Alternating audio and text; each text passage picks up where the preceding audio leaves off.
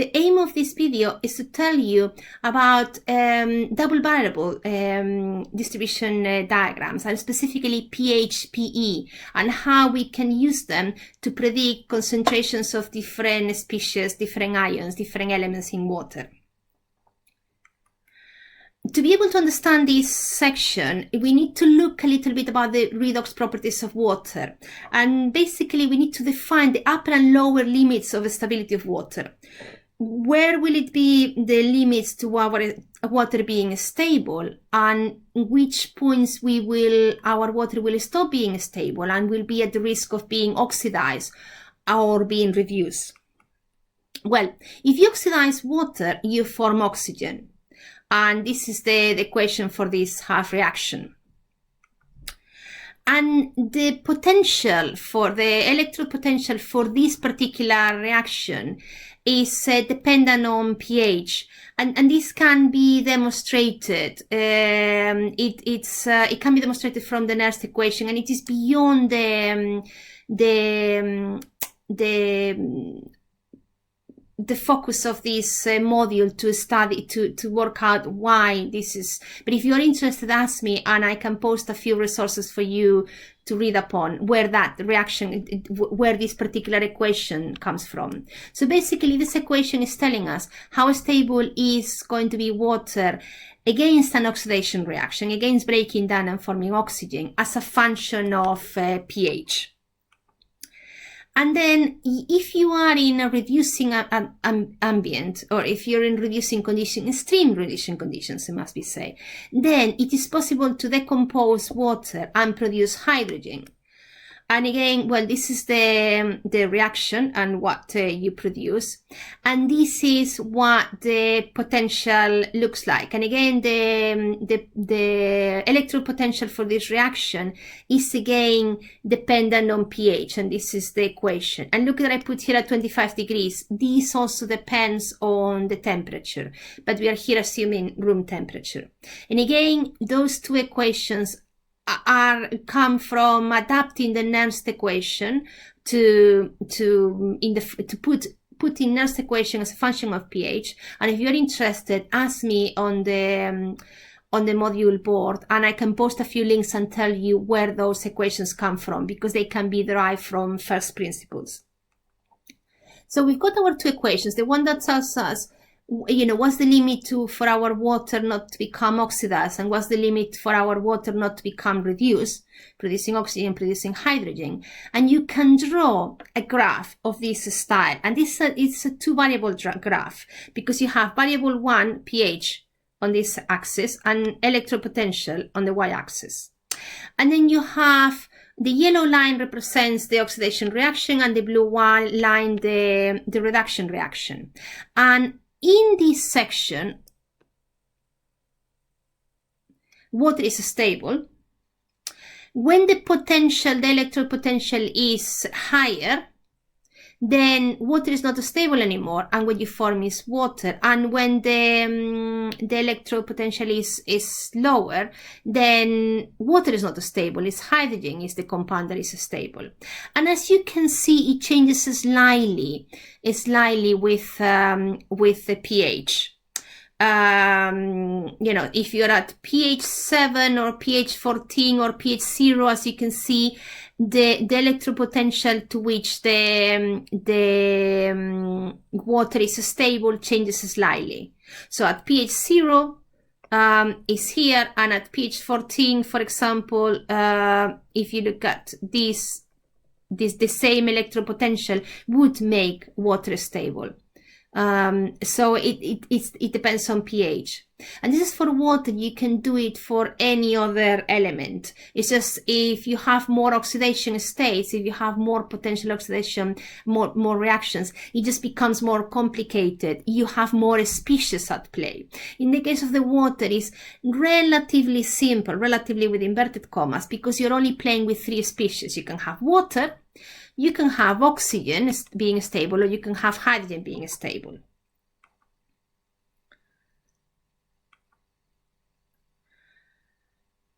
A negative negative value of, first of all, as in the case of the acidity constants, we tend not to work with electropotentials. We tend to work with the minus log of electron potential, which is what the P stands for. So PE is minus log of the electropotential, and you can get electropotentials from tabulated data.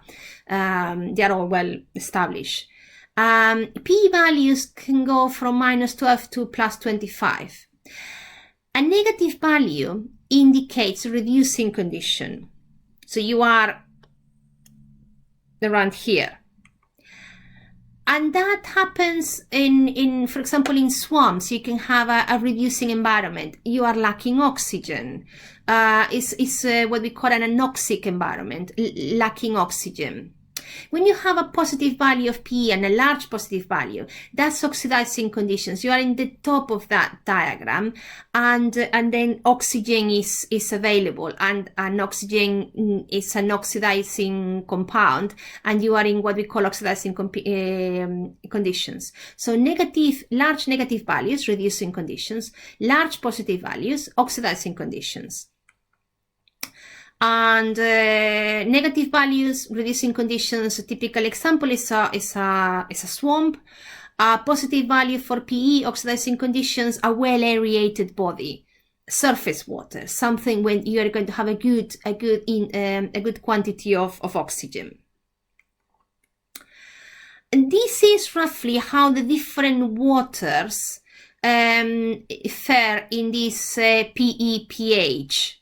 So you've got swamps and in marine sediments that are that have low PEs, and you have something like rain or lakes, rivers, oceans, acid mined drainage water that are in oxidizing conditions. So water is stable in all of those. We are still within these two lines, so that means this compound, the stable compound is oxygen, not hydrogen, not hydrogen, not oxygen, but water. But it's water with a low quantity of oxygen, making it more reducing environment, or a high quantity of oxygen or oxidizing species, which makes it an oxidizing environment. So you sometimes have compounds that can have many oxidation states. So for example, sulfur is stable as all those compounds you can find there. So even if you don't worry about the gas and the solid forms, only if you are looking at sulfur in solution, that's all the possible states you can have your sulfur. And you can have it from a highly reduced state, like for example a compound sulfuric acid or the sulfide anion, or you can have it in a highly oxidized state, and that's the typical, well, like the sulfate anion or the compound sulfuric acid. So this is how the PE-pH diagram looks for sulfur. And you've got, again, reducing conditions around here, oxidizing conditions around here, and the different parts, the different PEs and pHs in which the different species of sulfur are more stable. So from a more acidic pH to a more basic pH, and depending on the oxidizing or reducing conditions, you are going to have your sulfur in slightly different forms, as a sulfate, as a sulfuric acid, as a sulfide anion, etc. So for example, imagine that you're looking at a lake that has a pH 7, and I tell you that it is in an oxidizing environment. It's well aerated. It has good access to oxygen. It has good access to air. What would be the most prevalent of all those sulfur species in that lake, looking at this diagram? So pH 7 and a well aerated lake. Stop the video and come up with one of the species.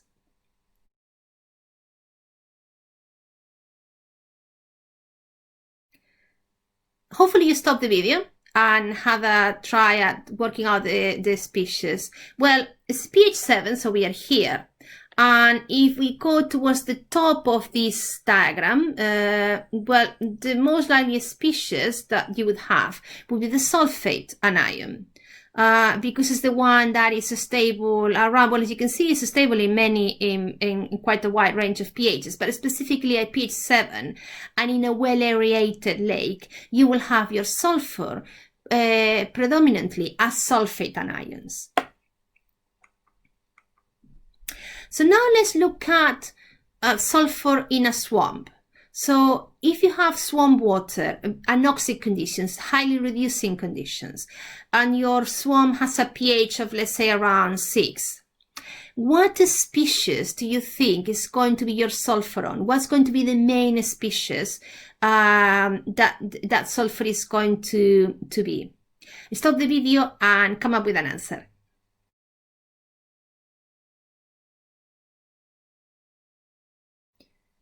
Okay. Well, the graph I've given you is not great, but let's assuming that pH 6 is somewhere around here, give or take. So if I'm in reducing conditions, I will be in the bottom of the stability diagram of water. So I will be somewhere around here. So I would say the most likely species is going to be H2S, sulfuric acid or hydrogen sulfide, depending if you want to call it as in liquid in aqueous form or as a gas. So sulfur in a swamp in highly reducing conditions and a pH of around 6 would be most likely in the form of H2S. So as you can see, without actually having to study the waters, just by knowing they have sulfur and knowing the pH, you can make some educated predictions of what form that species that you're interested in, what form is it going to be.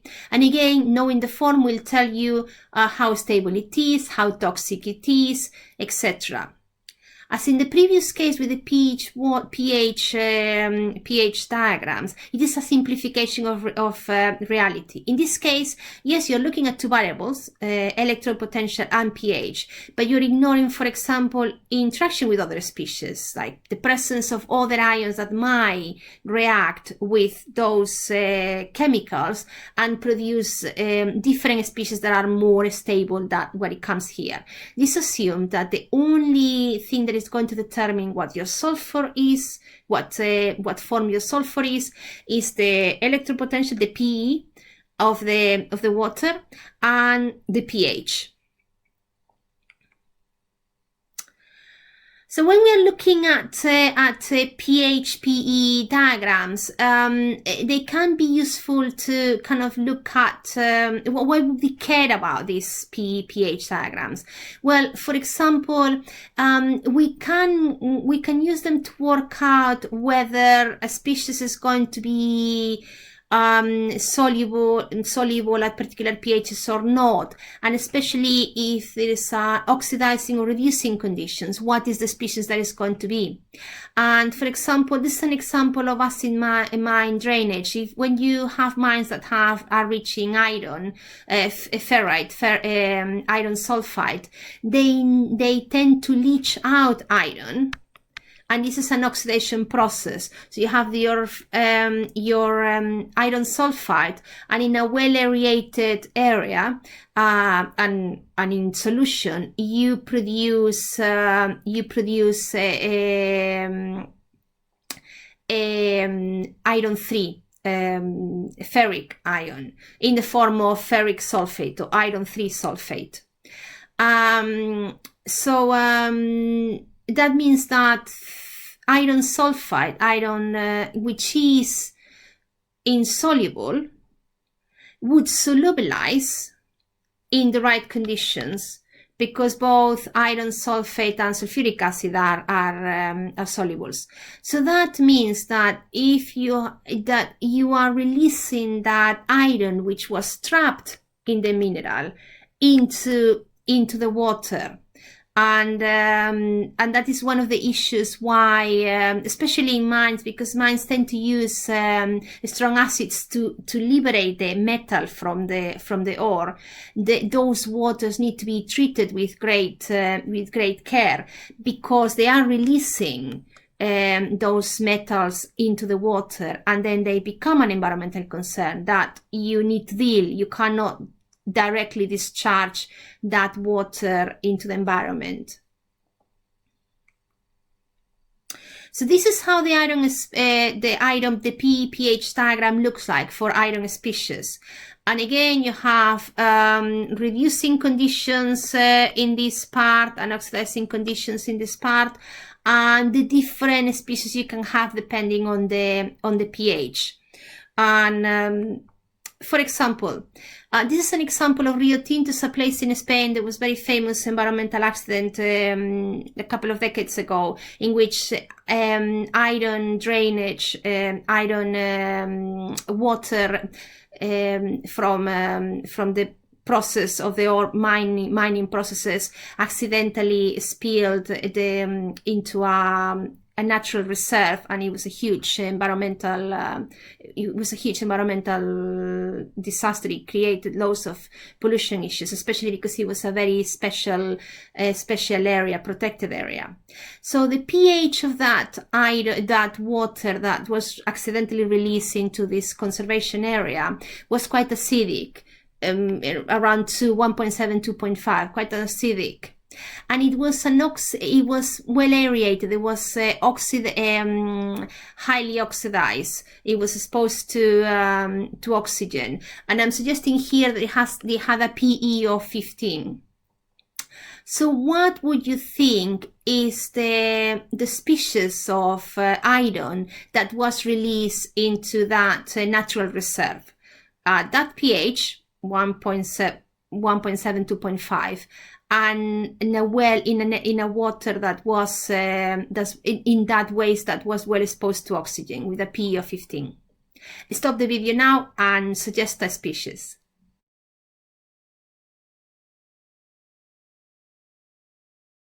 So again, I haven't given you the best graph that I could possibly give you, but give or take, thinking that 1.7, 2.5 could be perhaps somewhere around here. And if you're looking at highly oxidizing conditions, and here's the 20, so I would say that the species that the diagram predicts as the one that was released, and it was in fact the one that was released, was iron 3, following the reaction I showed you before. They were highly acidic waters, as you can see, a very low pH, and they were well aerated waters, and that released a lot of toxic iron 3 into a natural reserve, killing, creating, it was a huge pollution issue, and it took the ecosystem a while to recover from that. Another interesting compound, nitrogen compounds. If you look at, even if you ignore the gas phase, if you only look at the species you can find in aqueous solution, you can have a nitrogen as ammonia, which is highly reduced, or as the nitrate anion, it's a highly oxidized. So you can have nitrogen as ammonia, you can have as a nitrate, NO2 minus anion, or you can have it as a nitrate anion, NO3 minus, depending on the pH and depending on the oxidizing, reducing conditions of the waters. And this is how the pH diagram for nitrogen species looks like. So you've got the nitrate anion, you've got the ammonium anion, and you've got the ammonia at high pHs, and you have this tiny little sliver, which is the nitrite anion, which is kind of quite small compared with the others. So when you have nitrogen in your water, nitrogen again, another, if you think of pollution, another species that can create eutrophication problems, for example, with phosphorus. This is how you would find it, depending on the pH and the oxidizing or reducing conditions of your water. You could find it in any of those states. So this is everything I wanted to tell you about the pH, PE diagrams. I hope it was useful. And again, if you have any questions, drop me an email or post in the discussion board for the module. Thank you for watching.